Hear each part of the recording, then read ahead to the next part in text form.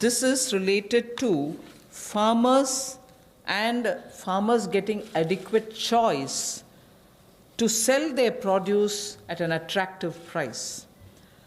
We shall bring a central law so that farmers will be able to have the choice to sell his produce at an attractive price.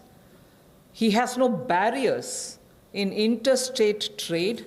So the interstate trade at the moment is restricted. It should be barrier-free. We also want to make sure there is a framework for him to have his produce e-traded. He should be able to engage in e-trading of his produce. So a certain amount, at the moment you know that he sells his produce only to licensees, holders of license, and this restriction has been one of the reasons why he is not able to find a fair price. Whilst I'll just give you one comparison. No other producer of any other produce in the manufacturing sector, for instance, is compelled to have to sell to only a certain set of licensees.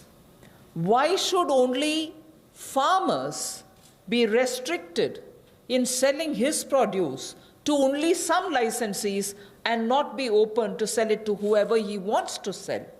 So we want to give farmers the choice so that he'll be able to sell his products at an attractive price, have no barriers in interstate movement, and make sure that he is able to e-trade. So a central law is being proposed. जहां किसानों की आय दुगना करने के लिए मोदी जी की सरकार ने संकल्प लिया है, वहीं पर ये कदम उस दिशा में उठाए भी जा रहे हैं ताकि किसान या कृषि क्षेत्र एक अकेला ऐसा देखा जाता है जहां पर लाइसेंसी जो है उन्हीं को उनको सामान बेचना है, एपीएमसी के माध्यम से बेचना है, जिनके पास बाकी लाइसेंस है वहां तक सीमित रहना है, जबकि बाकी क्षेत्रों में ऐसा होता नहीं है। किसान को भी बेहतर दाम मिल पाए और अंतर्राज्यीय व्यापार भी इससे उनका हो आने वाले समय में, उसमें भी कोई दिक्कत ना आए, इसके लिए जो कानूनी व्यवस्था करनी पड़ेगी वो भी करेंगे और उसके उत्पादन के लिए, उसकी फसल के लिए उसको उचित मूल्य मिले, उस दिशा में एक बड़ा कदम ये उठाया गया है। और मुझे लगता है कि जो पिछला हमने एसेंशियल कमोडिटीज़ एक्ट की बात कही और अभी इस कदम की बात कर रहे हैं, जो एग्रीकल्चर मार्केटिंग रिफॉर्म्स की बात कर रहे हैं, इसमें बदलाव लाने की बात कर रहे हैं, इनसे बहुत बड़ा बल किसानों को मिलने वाला है। इस देश के करोड़ों किसान जिनको बेहतर आमदन हो सकती है इन बदलाव के कारण।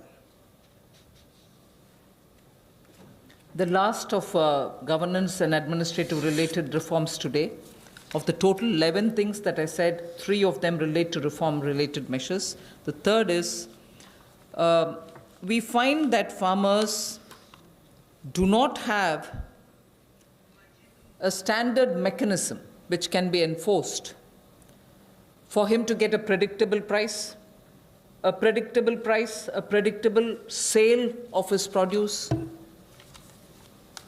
even before he starts sowing. So at the time of sowing, he goes in with uncertainties. He sows.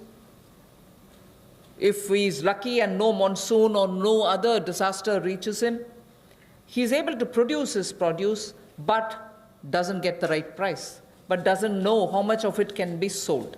So in order to bring in a certain certainty, which is obtainable prior to his sowing, well before every season, if he can be given a certain kind of a assured price return quantity, it will lead to a lot of fairness for the farmer.